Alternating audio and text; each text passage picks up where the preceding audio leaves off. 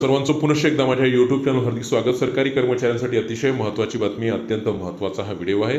सध्या राज्यामध्ये पावसाळी अधिवेशन सुरू आहे आणि या पावसाळी अधिवेशनामध्ये आज दोन अतिशय सरकारी कर्मचाऱ्यांच्या महत्त्वाच्या मागण्यांच्या अनुषंगानं प्रश्न उपस्थित केला जाणार आहे आणि त्या प्रश्नांवरती शासनाकडनं काय उत्तर मिळणार आहे हे आपल्याला पाहावं लागणार आहे। काय ते दोन अतिशय महत्त्वाचे मोठे प्रश्न, त्या संदर्भातला हा संपूर्ण व्हिडिओ आहे।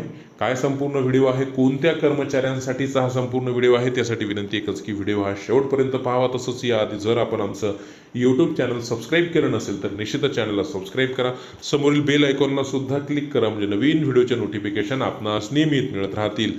पावसाळी अधिवेशनाच्या अनुषंगानं विधान परिषदेमध्ये सरकारी कर्मचाऱ्यांच्या अनुषंगानं दोन अत्यंत महत्त्वाच्या मागण्यांच्या अनुषंगानं तारांकित प्रश्न उपस्थित केला जाणार आहे आणि या प्रश्नामधला पहिला जो प्रश्न आहे, राज्यातील शिक्षक व शिक्षकेतर कर्मचाऱ्यांचं प्रलंबित असलेले 7वा वेतन आयोगाचे थकबाकीचे हप्ते।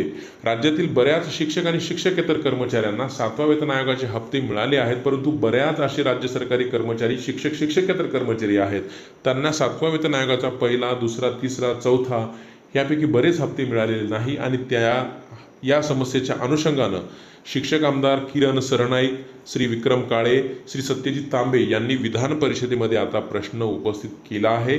या प्रश्नावरती राज्याचे मुख्यमंत्री, उपमुख्यमंत्री, अर्थमंत्री काय उत्तर देतील ते आपल्याला पाहावं लागणार आहे।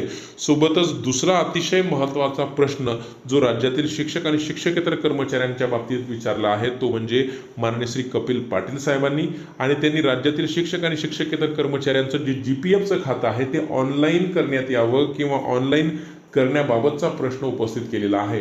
GPFच्या खात्यामध्ये सरकारी कर्मचाऱ्यांच्या बरीच रक्कम असते, परंतु त्यावरती व्याज कसं मिळतं, किती रक्कम ती झालेली आहे, सगळं माहिती त्या कर्मचाऱ्यांना घरी बसून व्हावी यासाठी हे GPFचे खाते ऑनलाईन होणं गरजेचं आहे आणि त्या संदर्भातला महत्त्वाचा प्रश्न कपिल पाटील साहेबांनी आज विधान परिषदेमध्ये विचारलेला आहे आणि त्यावरती शासनाकडनं काय उत्तर मिळतं यासाठी आपण सायंकाळी व्हिडिओ बनवणार आहोत। तोपर्यंत रोज नवीन असेच महत्त्वपूर्ण व्हिडिओसाठी चॅनलला सबस्क्राईब करा।